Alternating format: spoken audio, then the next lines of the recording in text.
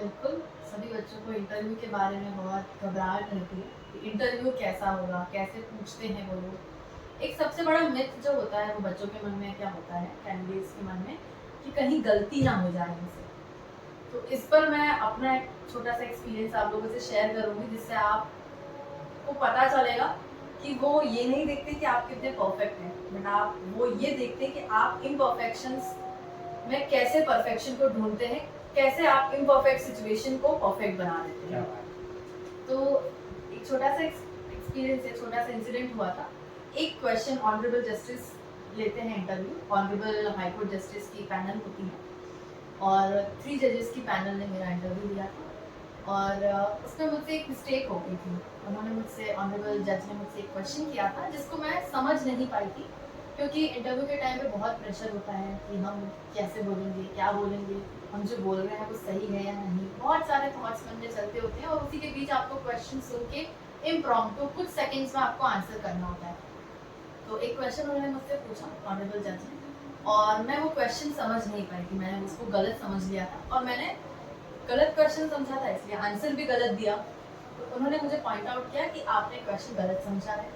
तो फिर से मैंने इमीडिएटली आंसर कर दिया। मुझे एकदम से मैंने सोचा अच्छा ये क्वेश्चन नहीं है, ये क्वेश्चन होगा, और मैंने उस तरह से आंसर किया। फिर उन्होंने मुझे फिर से पॉइंट आउट किया कि आपने ये क्वेश्चन का आंसर गलत दिया है।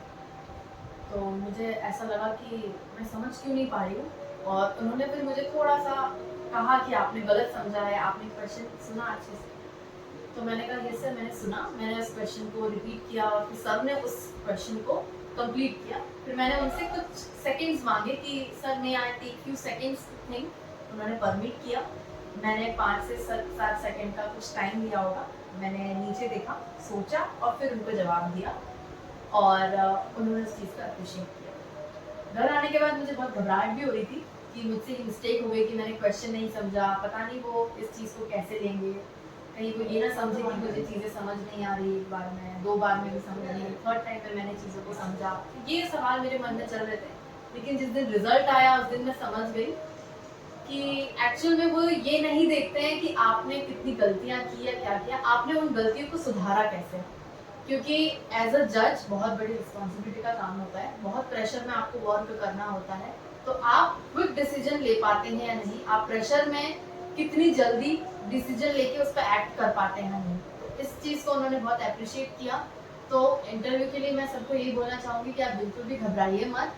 आप बस अपने आप पे भरोसा रखिए। अगर आपसे कुछ गलती हो भी जाती है तो आप इस चीज़ पे ध्यान मत दीजिए कि मुझसे गलती हो गई।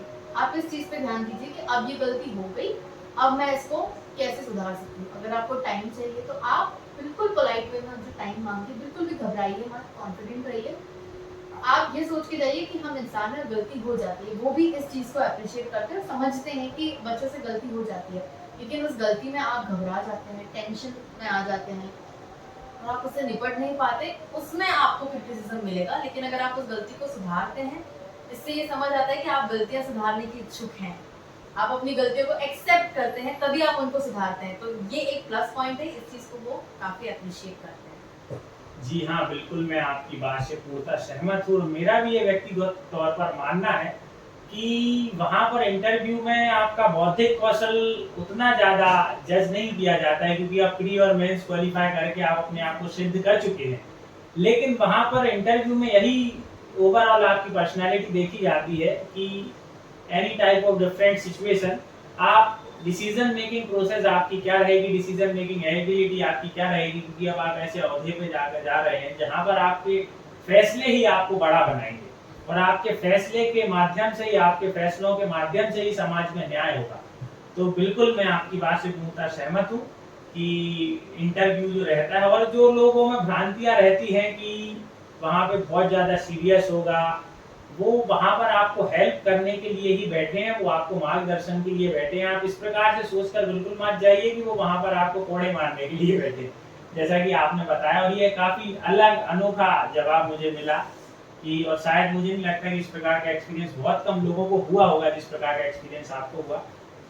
अंत में एक और क्वेश्चन जो काफ़ी लोगों के मस्तिष्क में रहता है और जो मैं जानने के लिए स्वयं जिज्ञास, मेरे मन में खुद जिज्ञासा है कि इंटरव्यू के पहले की रात कैसी रही। बहुत सारे लोग बोलते हैं कि रात में नींद नहीं आती है, और ये बात सत्य भी है कि जब जिसके लिए आपने 2-3 साल समर्पण दिया, और मैं तो ये बोलना चाहूंगा कि 5 साल जब आपने उस चीज के लिए समर्पण किया, और फिर वो घड़ी आती है जब आपको अपने सारे शस्त्रों के साथ युद्ध क्षेत्र में उतरना है और अपनी शक्तियों का प्रदर्शन करते हुए नया कीर्तिमान गढ़ना है और अपने आप को स्वयं को सिद्ध करना है। और मैंने कहीं लिखा भी है कि चाहते हो चक्रवर्ती राज तो फिर अर्जुन की भांति युद्ध तो करना पड़ेगा, और चाहते हो सब करे अनुसरण तुम्हारा तो सर्वप्रथम स्वयं को सिद्ध तो करना पड़ेगा। तो वो इंटरव्यू की पहले की रात कैसी रही, उसके बारे में आपसे जानना चाहूंगा। इंटरव्यू की रात सब लोगों को लगता है कि नींद नहीं आती है, सही लगता है। मुझे भी बहुत मुश्किलों का सामना करना पड़ा सोने के लिए। सबसे पहले तो मैं आपको ये बोलूँगी कि इंटरव्यू के टाइम पर जो बच्चे एग्जाम के एंड टाइम पर पढ़ते हैं कि ये रह गया, ये पढ़ लेते हैं, आपको जितना नॉलेज आपने अब तक गेन किया है उस पर आपको सबसे पहले विश्वास रखना होगा, और एंड टाइम पे आपको बिल्कुल भी पढ़ाई नहीं करना है। आपको अपने माइंड को बहुत ज़्यादा रिलैक्स और काम रखना है, क्योंकि मान लीजिए आपने कोई चीज़ पढ़ी भी उस रात या उस रात के पहले, एक रात पहले, तो वो नहीं आया तो, लेकिन उससे आपकी जो मेंटल पीस है वो कहीं ना कहीं डिस्टर्ब हो जाती है, क्योंकि जितनी आप किताबें खोलते हैं उस समय पे उतना प्रेशर बढ़ता है कि ये मैं भूल गई, ये मुझे नहीं आता है, इस तरीके से। तो सबसे पहली बात, आपका इंटरव्यू है, आपको एक रात पहले, 2 दिन पहले मैं कहती हूँ कि पढ़ाई छोड़ देना चाहिए और अपने आप को काम रखना चाहिए, और रिलैक्स होने के लिए आप जो भी कर सके वो आपको करना चाहिए। जैसे मैं आपके साथ शेयर करती हूँ कि इंटरव्यू के 2 दिन पहले मैं जबलपुर पहुँच गई थी, और वहाँ पर उन 2 दिनों में मैंने बिल्कुल भी पढ़ाई नहीं करी।